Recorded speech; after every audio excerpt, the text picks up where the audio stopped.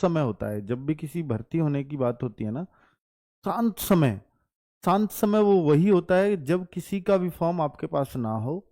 इनमें से कुछ भर्तियों का, जैसे फॉर्म की सुनने में आ रहा है, वो एक हॉट टाइम है जब आपने फॉर्म भर दिया, उस टाइम, उस हॉट टाइम में सब लोग पढ़ रहे हैं, सब।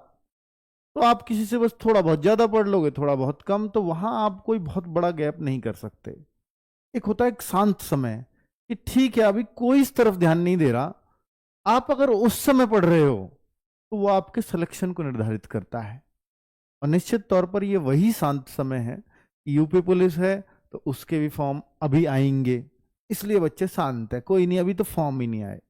एक है दिल्ली पुलिस, उसके फॉर्म भी अभी सितंबर में आएंगे, तो तब देखेंगे। तो जो ये जो एटीट्यूड है ना कि तब देखेंगे कि फॉर्म आते हैं, फिर एग्जाम कब होगा, फिर ये वो सारी चीजें हैं ना, ये उस बच्चों के लिए ही है कि जिनको एग्जाम में 1 नंबर से चूकना है, 2 नंबर से चूकना है, फाइनल मेरिट में रह जाना है, या फॉर्म भर दिए, लंबा एग्जाम में टाइम लगा तो फिर बीच में कुछ और कहीं और ध्यान भटका, फिर वो करने लग गए, और फिर लास्ट में कहते हैं सर मैं हर बार फाइनल मेरिट में ही क्यों रह जाता हूँ। भाई फाइनल मेरिट रहने वालों में, और मैंने उन बच्चों का भी इंटरव्यू लिया है, फाइनल मेरिट में रहने वालों से भी बहुतों से बात की है, और जो रैंक लाते हैं उन बच्चों से भी बहुतों से बात की है। तो रैंक लाने वाले बच्चे में हमेशा एक ही बात का अंतर मिलेगा, सर मैंने 2 साल पहले आपसे तैयारी शुरू की थी और मैं हर दिन पढ़ रहा हूँ। ये हो सकता है कि मैं किसी बार 4 घंटे पढ़ा हूं, किसी दिन 3 घंटे पढ़ा हूं, कभी मैं एग्जाम टाइम में 7-8 घंटे पढ़ लिया हूं, या 10 घंटे 12 घंटे भी पढ़ लिया हूं। लेकिन जिस दिन से तैयारी शुरू की है, उस दिन से एक दिन भी ऐसा नहीं कि मैं पढ़ा ही ना हूं। तो आप अपने आप से ये क्वेश्चन जरूर पूछा करो, क्या आप उनमें से तो नहीं है कि कभी आप पढ़ाई पूरी तरह से छोड़ देते हैं, और कभी जब एक प्रेशर सा आता है या एग्जाम आ रहा है तो बहुत ज्यादा पढ़ने लगते हैं। तो भाई बिल्कुल भी नहीं छोड़नी है, मतलब जो कहते हैं ना कि नहीं अब बिल्कुल भी नहीं, वो एक दिन भी मिस नहीं होना चाहिए। जब आप इस दौर में हैं कि मैं बेरोजगार हूं और मुझे धब्बा मिटाना है, तो आप उस एक दिन को भी मिस मत करना जो आपकी जिंदगी से बिन पढ़े हुए जा रहा हो। ठीक है, तो वही दिन आप ये सोच करके रखना कि यही वो दिन है कि जो शायद मेरे को इस बार भी बेरोजगार रखवा देगा। अगर आप इस तरह की सोच रखते हैं तो निश्चित तौर पर आप वो सफलता ले जाएंगे जो औरों को नहीं मिलती, या सबको नहीं मिलती, मात्र 0.5% बच्चों को मिलती है। 99.5% बच्चा फेल होकर ही लौटता है। तो भाई आप उस अगर आधे % में आना चाहते हो तो निश्चित तौर पे आपको कुछ अलग तो करना पड़ेगा। अलग यही है कि आप हर दिन वो काम कर रहे हो जो आज कर रहा हूं, जो कल कर रहा हूं, जो जब तक भर्ती नहीं होऊंगा तब तक करूंगा। अगर वो काम लगातार कर रहे हो तो यही अलग है, और 99.5% उस काम को नहीं कर पाते हैं। ठीक है, चलिए, तो रास्ता एकदम सीधा है, लेकिन उस पर चलना बहुत मुश्किल है। बस वो दृढ़ संकल्पित व्यक्ति ही उस पर सही चल पाता है। अभी बहुत जरूरी डाउट्स हैं। मैं आपके लिए इतना सीरियस हूं कि इतने दिन पहले आपको यह बता रहा हूं कि आपके सर्टिफिकेट तैयार करवा लीजिएगा, क्योंकि लास्ट टाइम की भगदड़ आपको फिर फॉर्म भरने से भी रोक सकती है, और उस टाइम आप परेशान होंगे सिर्फ।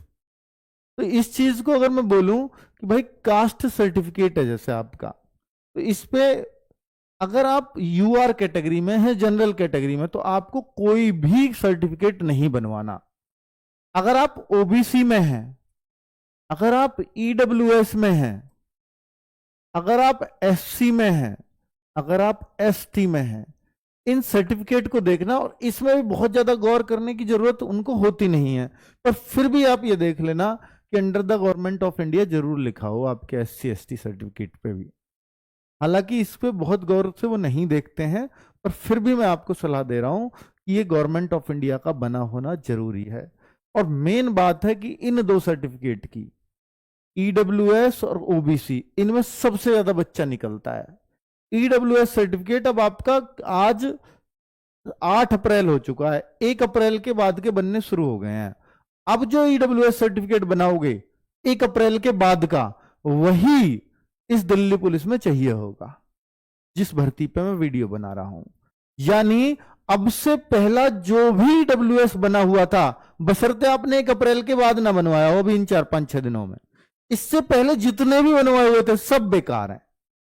तो ईडब्ल्यूएस वाले तो सचेत हो जाओ, उनको तो बनवाना ही पड़ेगा 1 अप्रैल 2025 से। कब तक का? और ये फॉर्म की डेट तक का मांगने लगा है। फॉर्म की डेट कब है? वो लास्ट डेट भी हो सकती है, वो फॉर्म की फर्स्ट डेट भी हो सकती है। चलिए सितंबर तक का भी मान लेंगे। आप कहो सर बहुत टाइम है, कभी बनवा लेंगे इसके बीच में। पर मेरे भाई, अगर आप अभी फ्री हैं और आप बनवा सकते हैं तो प्लीज बनवा लो। और बात बचती है ओबीसी। हाँ, एक चीज और, कि ये जो ईडब्ल्यूएस सर्टिफिकेट है, ये ऑल इंडिया वाला बनवाना, स्टेट का नहीं, सेंट्रल वाला बनवाना। सेंट्रल वाला, सेंट्रल वाला बनवाना। अब ईडब्ल्यूएस बनवाने ही जा रहे हो तो ठीक है। और ओबीसी जो है ये भी सेंट्रल का चाहिए होगा। अगर आपके पास स्टेट का, देखिए अगर आप यूपी से हैं तो ऊपर उत्तर प्रदेश शासन लिखा होगा, उससे कोई दिक्कत नहीं है। लेकिन अंदर जो आपकी जाति है उसके आगे under the government of India लिखा होना चाहिए, वो सेंट्रल का है फिर, गवर्नमेंट ऑफ इंडिया। क्योंकि ये जो दिल्ली पुलिस है ना, ये नौकरी स्टेट की है ही नहीं, ये सेंट्रल गवर्नमेंट की नौकरी है, इसलिए गवर्नमेंट ऑफ इंडिया का ही सर्टिफिकेट चलेगा, गवर्नमेंट ऑफ उत्तर प्रदेश का नहीं चलेगा। उत्तर प्रदेश शासन लिखा रहे उससे मत घबराना, क्योंकि वो उत्तर प्रदेश में ही बना है इसलिए वो। लेकिन आप जो जाति जो आपकी आती है वो under the government of Uttar Pradesh है या under the government of India है। अगर under the government of India है तो आपका सर्टिफिकेट सही है, ठीक है। चलिए, तो ये सेंट्रल का बना हुआ होना चाहिए। सर ये भी क्या 1 अप्रैल के बाद का बना हुआ होना चाहिए? इसमें ऐसी कंडीशन नहीं होती, ये सेम फाइनेंशियल ईयर का बना होना चाहिए, इसलिए फाइनेंशियल ईयर शुरू हुआ 1 अप्रैल 2025 से, इस वजह से उसमें बोल रहा हूं आपको। पर इसमें यह हो सकता है कि 3 साल पुराना ही चलेगा, बस इससे ज्यादा पुराना नहीं चलेगा। अगर आपके पास पुराना है 3 साल से 2 साल से ज्यादा हो गया है तो आप प्लीज नया बनवा लीजिए। अगर आपने पिछली साल ही बनवाया तो कोई दिक्कत नहीं है। लेकिन ये भी सितंबर में एक डेट दे दी जाएगी कि इस डेट से पहले बना हुआ होना चाहिए, उसके बाद बनवाओगे तो आपको जनरल कैटेगरी में डाल देते हैं। और जनरल कैटेगरी में डलने का मतलब है कि आपका नंबर अब नहीं आना। भाई आपको 2 3 4 नंबर आपको ज्यादा लाने पड़ेंगे, और फिर आपकी हो सकता है एज ना बची हो जनरल वाली, तो आप जनरल में भी नहीं डल सकते फिर तो, ठीक है। तो बहुत सारी टेक्निकल दिक्कतें आ जाएंगी, तो आप इस चीज से अपने आप को रूबरू रखो। तो मैंने कास्ट सर्टिफिकेट से रिलेटेड जितने भी इश्यूज आ सकते थे वो सारे आपको बता दिए। चलो, और कोई डाउट? हाँ, किसी को नहीं है? हाँ, दिल्ली का ओबीसी भी चलेगा, बिल्कुल चलेगा भाई, दिल्ली का ओबीसी चलेगा। एनसीटी ऑफ दिल्ली लिखा होता है उस पर, एक सेंट्रल गवर्नमेंट ऑफ इंडिया का चलेगा, गवर्नमेंट ऑफ इंडिया और दिल्ली एनसीटी, इन दोनों का ही चलता है बस, बाकी और किसी स्टेट का नहीं चलेगा, क्योंकि दिल्ली पुलिस है इसलिए एनसीटी ऑफ दिल्ली का चलता है। क्लियर? ड्राइविंग लाइसेंस की बात कर लेता हूं। तो ड्राइविंग लाइसेंस मेरे भाई, ये 2 3 बातें बताऊंगा। एक तो केवल male candidates only, male only. क्या सभी मेल को? हां जी। अगर आप दिल्ली पुलिस कांस्टेबल का फॉर्म भरना चाहते हैं, चाहे ड्राइवर वाली भर्ती का नहीं, उसमें तो हैवी चाहिए, इसमें लाइट मोटर व्हीकल चाहिए, एलएमवी। सर एलएमवी जो होता है वो 2 तरह का बनता है, एक 2 व्हीलर का, एक 4 व्हीलर का। तो भाई 2 व्हीलर का हो या 4 व्हीलर का हो या बोथ का हो, इस तीनों चलते हैं। देखिए 3 तरह का बनता है ये। 2 व्हीलर एलएमवी दौड़ेगा, 4 व्हीलर एलएमवी दौड़ेगा, 2 wheeler and 4 wheeler both LMV दौड़ेगा। कोई डाउट नहीं। फिर ड्राइविंग लाइसेंस कब तक का बना हुआ होना चाहिए? ये बहुत बड़ा डाउट है कि ये कब तक, ये फीमेल को नहीं चाहिए, केवल कांस्टेबल में चाहिए। आप हेड कांस्टेबल की भर्ती देखना चाह रहे हो, एसआई की भर्ती देखना चाह रहे हो, एडब्ल्यूटीपीओ की देखना चाह रहे हो, ना मेल को चाहिए इनमें ना फीमेल को, लेकिन कांस्टेबल की में मेल को ऑनली। और लाइट मोटर व्हीकल चाहिए लाइसेंस, कितना पुराना हुआ हो कोई दिक्कत नहीं, मैं अपडेट बताने जा रहा हूं। फिजिकल आपके, अगर मैं बोलूं नवंबर में आपका एग्जाम है, फिजिकल आपके ये मान के चलो कि हो सकता है जनवरी फरवरी में हो जाए, बहुत जल्दी करते हैं फिजिकल के लिए। तो आपका फिजिकल के टाइम पे जब आप फिजिकल देने जा रहे हैं तब आपके डॉक्यूमेंट चेक होते हैं बाकी कास्ट सर्टिफिकेट या 10th-12th ये डॉक्यूमेंट्स तो पहले बने हुए मांगे जाएंगे, लेकिन ड्राइविंग लाइसेंस उस दिन उसी दिन बना हुआ भी आपके हाथ में है ना, वो भी चल जाएगा। यानी एक दिन पहले ही इशू हुआ है तो भी आपका ड्राइविंग लाइसेंस मान्य होगा, ये कोर्ट का ऑर्डर है। पहले ये भी ऐसे मांगा जाता था कि सितंबर तक तैयार हो, फिर इसके लिए बच्चे कोर्ट में चले गए थे और फिर ये कोर्ट से ऑर्डर हुआ कि अगर ड्राइविंग लाइसेंस उस पे है ही डॉक्यूमेंट चेक होने तक, तो फिर दिक्कत कहां है? उस पे आपको चाहिए कि उसको व्हीकल चलाना आना चाहिए, और उस पर चलाना आता है, तो आपको दिक्कत क्यों है उसको लेने में? तो भाई इसलिए फिर कोर्ट ने ऑर्डर कर दिया था कि जिस डेट तक चेक हो रहा है, तो वो होता है फिजिकल पे, तब आपके लिए वो मान्य होगा। ठीक है, तो इसलिए कोई टेंशन नहीं है। ड्राइविंग लाइसेंस पुराना नए से कोई मतलब नहीं होता, ये आपके हाथ में उस दिन हो जिस दिन डॉक्यूमेंट चेक हो रहे हैं, और ये होते हैं फिजिकल के टाइम पे। क्लियर? चलो, तो डीएल से संबंधित सारी समस्याएं दूर हैं अब। हाँ, अदर स्टेट वालों की कैटेगरी। अब कोई अदर स्टेट से है, कोई यूपी से है, कोई बच्चा हरियाणा से फॉर्म भरेगा, कोई कहीं से, कोई कहीं से। अच्छी बात यह है कि आप दिल्ली पुलिस की नौकरी देखने जा रहे हो, तो आपको लगता है ये अदर स्टेट है तो मैं जनरल में काउंट होऊंगा। नहीं, आप यूपी में ओबीसी से हैं, एससी से हैं, एसटी से हैं, आप दिल्ली में भी उसी कैटेगरी में होंगे। बाकी और स्टेट में ऐसा नहीं होता। मैं मान लीजिए एमपी पुलिस का फॉर्म भरूंगा तो मैं वहां जनरल में काउंट होऊंगा, चाहे मैं एससी में हूं, चाहे मैं एसटी में हूं, चाहे मैं ओबीसी में हूं। लेकिन दिल्ली में ऐसा नहीं है, सिर्फ एक कैटेगरी को छोड़कर, वो है जाट कैटेगरी। ठीक है, अगर क्योंकि जाट यूपी में आते हैं ओबीसी में, लेकिन वो दिल्ली में किस में आएंगे? वो दिल्ली में आएंगे जनरल में। ठीक है, बाकी कोई भी कैटेगरी उसी में आते हैं जिसमें वो अपने स्टेट में है। लेकिन दिल्ली में अगर वो जाट है, दिल्ली एनसीटी ऑफ दिल्ली का है, तो वो ओबीसी में ही रहेगा, अगर दिल्ली का सर्टिफिकेट आप पे। सेंट्रल का है तो सेंट्रल का तो आपका जनरल का ही बनता है। ठीक है, क्योंकि सेंट्रल लिस्ट में जाट जनरल कैटेगरी में है, स्टेट लिस्ट में किसी में जनरल में, जैसे हरियाणा में वो जनरल में आते हैं, यूपी में वो ओबीसी में आते हैं। क्लियर? तो भाई वो एक लॉ ही है, उसमें तो हम कह नहीं सकते, पर वो और जगह और किसी भी कैटेगरी, किसी भी जाति में ये कंफ्यूजन नहीं है। क्लियर? समझ में आ गया होगा। अब से तैयारी करें तो सिलेक्शन हो जाएगा क्या? ये दिल्ली पुलिस वाले बच्चों का सवाल हो सकता है। देखिए, अभी आप बहुत लेट तो नहीं हुए, सितंबर में आपके फॉर्म आएंगे, नवंबर में आपका एग्जाम है, ये तय है और ये हो जाएगा, इसमें कोई संदेह मत करना। अभी आप अप्रैल के शुरुआत में हैं, तो आप देखेंगे 6 और 2 8 महीने आपके एग्जाम में है, और मैं ये मानता हूं कि इस एग्जाम की तैयारी के लिए 6 से 8 महीने का समय डेडिकेटेडली लगता ही लगता है, अगर कोई स्टूडेंट थोड़ा बहुत मेहनती है तो।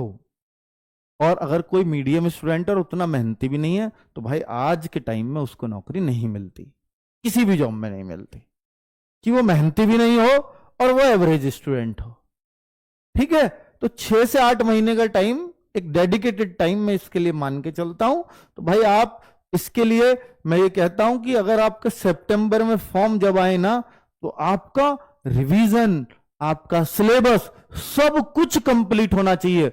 उस टाइम सिर्फ आप मॉक टेस्ट दे रहे हो पूरे दिन, और मॉक टेस्टों में जो स्कोर है ना, वो हर टेस्ट में चाहे कोई कैसा भी बना ले, जिस दिन आप ये कह दोगे ना कि कैसा भी मॉक टेस्ट मेरे सामने ले आओ, मेरा 70 से नीचे स्कोर नहीं जा सकता, तो आपका दिल्ली पुलिस में सिलेक्शन कोई नहीं रोक पाएगा, कोई भी नहीं रोक पाएगा। ठीक है, तो अभी चलो आगे। तो भाई अभी से भी तैयारी करोगे तो दिल्ली पुलिस की तैयारी अभी है, उतना समय 8 महीने आपके एग्जाम में है, तो एक सफिशिएंट टाइम है। हालांकि आइडियल टाइम आज के टाइम में 1 साल हो गया है नौकरी लेने के लिए, पर अगर कोई बच्चा ये मान रहा है कि मैं पहले से थोड़ा सा टाइम मेरा कम रह गया, तो अब मैं 10 घंटे की पढ़ाई करूं और मैं दिल्ली पुलिस ले जाऊंगा, तो ले जाएगा। ठीक है, और जो जनरली तैयारी कर रहे हैं, जो दिल्ली पुलिस में लग चुके हैं, तो भाई वो भटके नहीं, वो लगातार अपने लक्ष्य पर फोकस रखें। यूपी पुलिस पर फोकस करें या दिल्ली पुलिस पर? देखिए, अब मेरा वही सवाल आ गया है, क्योंकि यूपी पुलिस की जॉब आई है बीच में, तो अब दिल्ली पुलिस पे फोकस करें या यूपी पुलिस पर? भाई देखो, मैं इतना बोल रहा हूं कि यूपी पुलिस और दिल्ली पुलिस के जो एग्जाम है ना, ये आसपास होंगे। मतलब क्या नवंबर तक चला जाएगा यूपी पुलिस का भी? हाँ, चांस है, नहीं लगता कि इतनी जल्दी होगा। तो ये आसपास ही होंगे। ऐसा भी हो सकता है कि दिल्ली पुलिस ही पहले हो जाए, ये भी चांस है, क्योंकि भाई यूपी का नहीं पता कुछ भी। उसके लिए पता चला कि आपको ट्विटर अभियान चलाने पड़ रहे हैं एग्जाम डेट लेने के लिए। ये सब कुछ भविष्य गर्भ में छुपा है। ये 8 अप्रैल 2025 को वीडियो बना रहा हूं, ये तब बात समझ में आएगी जब आपके साथ ये होगा कि हाँ ठीक है। चलो अभी अगर मैं देखूं कि दिल्ली पुलिस, तो भाई अगर आपका देखो, आप मॉक टेस्ट में एक अच्छा स्कोर करने लगे, सम्मानजनक 65-70 स्कोर आने लगा है, तो आप दिल्ली पुलिस की तरफ मूव ऑन कर सकते हो। लेकिन आप दिल्ली पुलिस पे दूर दूर तक भी आपको नहीं भरोसा हो पा रहा है कि सर ये तो मेरी पहुंच से बाहर है, और अभी भी आप 2 महीने 3 महीने 1 महीने इसको दे करके ये परेशान हो कि पता नहीं इसमें मेरा हो भी पाएगा या नहीं हो पाएगा। और ये परेशान तभी होते हैं जब हम मॉक टेस्ट देकर और वहां 40-42 नंबर हमारे आ रहे होते हैं। तो भाई आप सीधी सी बात है कि फिर इसमें सिलेक्शन आपके लिए यूपी पुलिस में आसान पड़ेगा। ये सीधी सी बात है, इसमें कोई शक नहीं है, क्योंकि यहां पर इन 5,000 वैकेंसी के लिए 35 लाख फॉर्म होंगे, और यहां पर भी 35-40 लाख फॉर्म होंगे, और 25,000 वैकेंसी हमारे हाथ में। तो यहां पर इतना फर्क है। दिल्ली पुलिस वाली मेहनत से आप हो सकता है यूपी सब इंस्पेक्टर भी निकाल दो। और ऐसे भी बहुत सारे एग्जाम्पल हैं कि दिल्ली पुलिस का बंदे ने सब इंस्पेक्टर यूपी का निकाल लिया और यूपीएसआई ज्वाइन नहीं किया। या ऐसे भी हैं दिल्ली पुलिस वाले ने यूपीएसआई ज्वाइन कर लिया, फिर 1 साल बाद वापस दिल्ली पुलिस कांस्टेबल आके ज्वाइन कर लिया। एक ट्रांसफर होता है, टेक्निकल रेजिग्नेशन, पहले देख आता हूं, तो 1 साल में आप वापस उसी डिपार्टमेंट में आकर के ज्वाइन कर सकते हो। तो ये एक होता है, तो ऐसे भी बच्चे हुए हैं।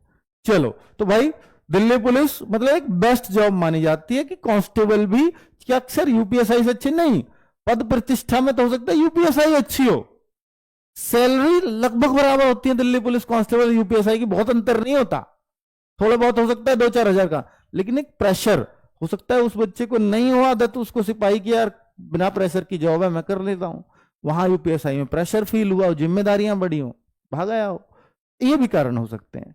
ठीक है, चलो, तो मॉक टेस्ट कब से रेगुलर लगाने चाहिए, ये आप किसमें जानना चाह रहे हो कि भाई मॉक टेस्ट दिल्ली पुलिस की तैयारी कर रहे हैं तो मॉक टेस्ट कब से रेगुलर लगाने चाहिए। तो देखिए बच्चे, मैं आपसे ये मानता हूं कि आपका सिलेबस अगर आधे से ज्यादा हो गया है तो आपको मॉक टेस्ट धीरे धीरे देना शुरू कर देना चाहिए।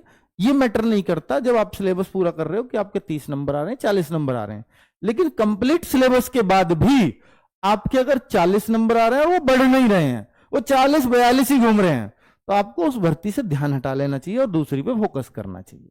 ये मैं डिमोटिवेट नहीं कर रहा हूं, ये अपने आप को पहचानने के तरीके बता रहा हूं, ठीक है। वरना आप उसी पर घूमे जाओगे और 40-42 से आपके आगे स्कोर बढ़ नहीं रहा, तो फिर आप उम्मीद क्यों कर रहे हो उस एग्जाम को देने की, फिर आप जितना जल्दी हो जाए मूव ऑन कर जाओ।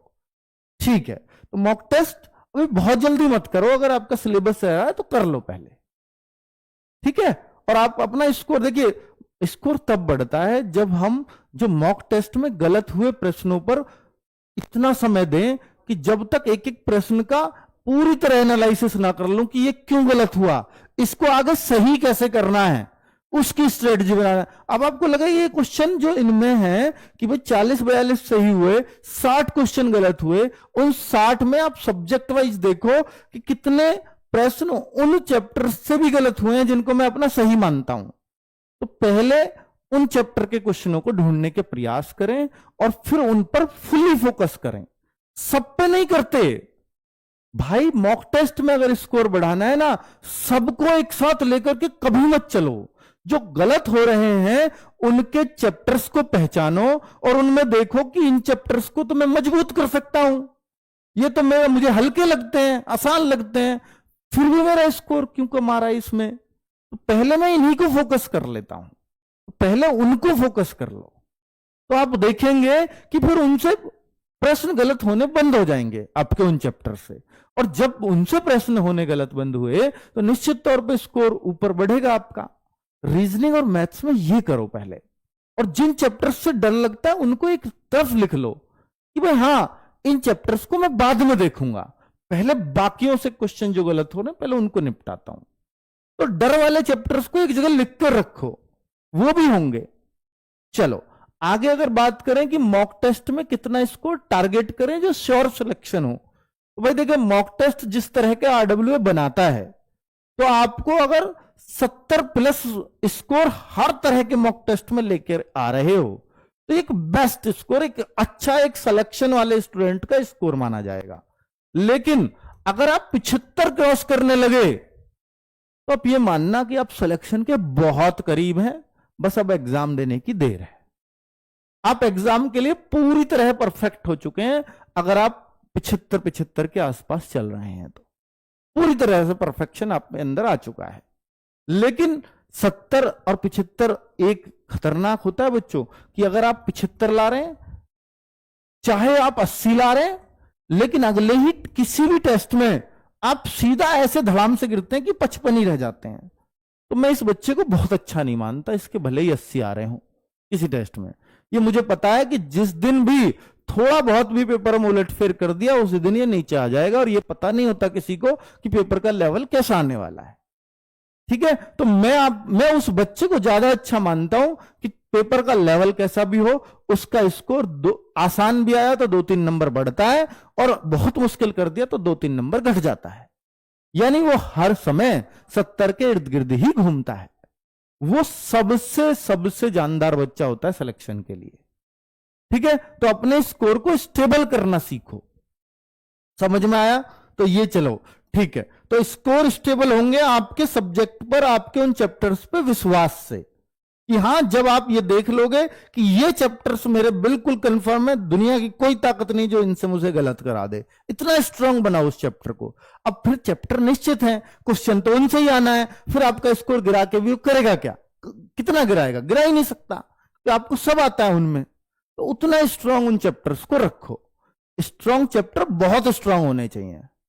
वीक चैप्टर है तो उनको एक साइड लिखो, उनको धीरे धीरे उन पे काम करो, धीरे धीरे एक को पकड़ो उनमें से जो आपको लगते हैं बहुत मुश्किल चैप्टर है, उनमें से एक के पीछे पड़ जाओ।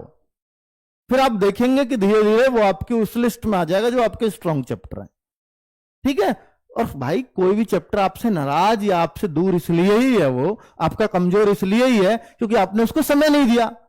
और जब आप उसको समय देना, भाई डरोगे किसी से तो समय दोगे भी कहां? उसका सामना करने की हिम्मत कहां से आएगी फिर आप में अगर डरोगे तो अगर आपने उसकी समय की समस्या ही खत्म कर दी और समय ज्यादा ही देना शुरू कर दिया उस प्रश्न को, तो फिर वो प्रश्न आपसे चूकेगा ही क्यों? वो चैप्टर चूकेगा ही क्यों? कभी नहीं गलत हो सकता। बस वही चैप्टर कमजोर होते हैं, मैं बार बार कह रहा हूं, जिनको आपने समय नहीं दिया। इसलिए कहता हूं कि कमजोर चैप्टर्स को एक तरफ लिखो और फिर उनमें से एक एक करके काम करो, चाहे उनमें से एक चैप्टर पर 10 दिन ही क्यों ना लग जाए उसको बनाने में। और 10 दिन में तो अच्छा चैप्टर काबू में आ जाएगा भाई, है ना? सब कुछ एक साथ लेके चलोगे तो कभी सिलेक्शन नहीं होगा। धीरे धीरे काम करो अपने ऊपर, है ना? एज काउंट कब से होगा बच्चों? आपको मालूम है कि इसमें 18 से 25 साल जनरल की एज होती है और ओबीसी की 18 से 28 साल होती है। ये ओबीसी के लिए है। और एससी एसटी के लिए 18 से 30 होती है। ये एससी एसटी है। हालांकि हेड कांस्टेबल की मैं बात करूंगा, एचसीएम में तो भी सेम है, लेकिन एडब्ल्यू टीपीओ में मैं बात करूं तो वहां होती है 18 से ये 27 साल हो जाता है बस। ठीक है, चलो तो वहां और ड्राइवर में 18 से 30 साल हो जाती है। नहीं सॉरी 18 नहीं है, वहां 21 से 30 साल होती है। चलो तो अभी क्लैरिटी आ गई है सबको, एससी एसटी और ये जनरल ओबीसी की। अब ये एज कब से काउंट होगी?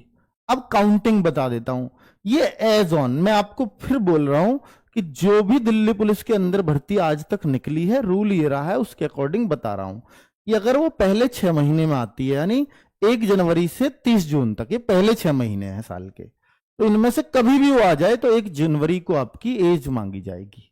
और अगर दूसरा छमाई जो है 1 जुलाई से 31 दिसंबर तक, अगर उसके बीच कभी भी भर्ती आएगी तो 1 जुलाई को एज मांगी जाती है। अब ये दूसरी छमाही में आ रही है सितंबर में। तो सितंबर तो 1 जुलाई से 31 दिसंबर के बीच की बात है, तो एज कब मांगी जाएगी? एज ऑन 1 जुलाई। तो 1 जुलाई 2025 को आपकी ये एज होनी चाहिए, यानी कोई बच्चा 2007 में भी पैदा हुआ है 1 जुलाई को, तो वो भी इस फॉर्म को भर पाएगा। लेकिन कोई बच्चा अगस्त 2007 में पैदा हुआ है या 2 जुलाई के बाद 2007 में कभी भी पैदा हुआ है, तो इस फॉर्म को नहीं भर पाएगा। ठीक है, क्लियरली समझ में आ गई है। 2008 का तो कोई भी नहीं भर पाएगा, लेकिन 2007 के 6 के तो सब भर देंगे, और 7 के भी इन 6 महीने में जो पैदा हुआ है वो भर देंगे, 7 वाले भी, है ना। तो बाकी ओवरेज वाले भी उसी तरह से कैलकुलेट अपने आप को करेंगे। क्लियरली, चलिए समझ में आ रही हैं सारी चीजें।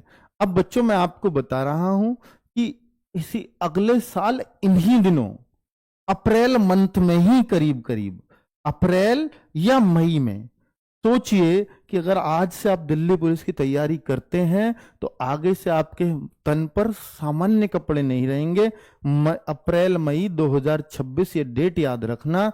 इस दिन, इस महीने 2026 में, इन महीनों में आपके तन पर दिल्ली पुलिस यहां लिखा होगा, आपके कंधे पर एक वर्दी होगी और यहां पर डीपी लिखा होगा। इससे अच्छा क्षण कुछ भी नहीं हो सकता आपके और आपके परिवार के लिए कि आपने अपना फ्यूचर पूरी तरह से सिक्योर कर लिया है। मेरे भाई, इस बैच की ट्रेनिंग आप ये मान लीजिए अगले साल इन्हीं दिनों आप जा चुके होंगे।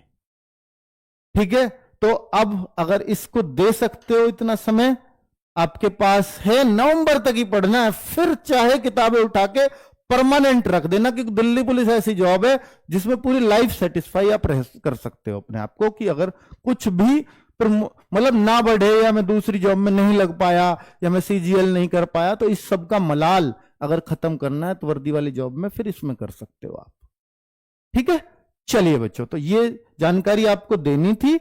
चलिए अब मैं आपको बता देता हूं कि दिल्ली पुलिस की बुक्स, बहुत सारे बच्चे पूछ रहे हैं कि सर हम बुक्स कैसे परचेज करें। तो भाई देखो, आपको मालूम है कि हर जरूरतमंद बच्चों के लिए हमने हर महीने की 10 तारीख को, जैसे इस बार 10 तारीख आने वाली है, आज 8 अप्रैल को मैं वीडियो बना रहा हूं, तो 10 अप्रैल पास में ही है, परसों को ही है, तो आपको ये बुक्स फ्लिपकार्ट पर, यहां तक कि दिल्ली पुलिस की बुक है और ये भी दिल्ली पुलिस की है। ठीक है, तो भाई ये बुक्स चाहे रीजनिंग हो, मैथ्स हो, जीएस हो, कंप्यूटर हो, ड्राइवर की बात हो, तो वो सारी बुक्स आपको 121 रुपए में सेपरेट कोई सी एक बुक चाहिए तो, और कॉम्बो भी चाहिए तो वो भी आपको जितना इनका एमआरपी बन रहा होगा इन चारों का, कंप्यूटर के साथ मैथ, रीजनिंग, जीएस, कंप्यूटर, ज्यादातर बच्चे इसको देखते हैं, जो एमआरपी बन रहा होगा उससे हाफ प्राइस में मिल जाएगी। एमआरपी 121 नहीं है, ये तो सेल प्राइस है फ्लिपकार्ट पर, लेकिन इसका जो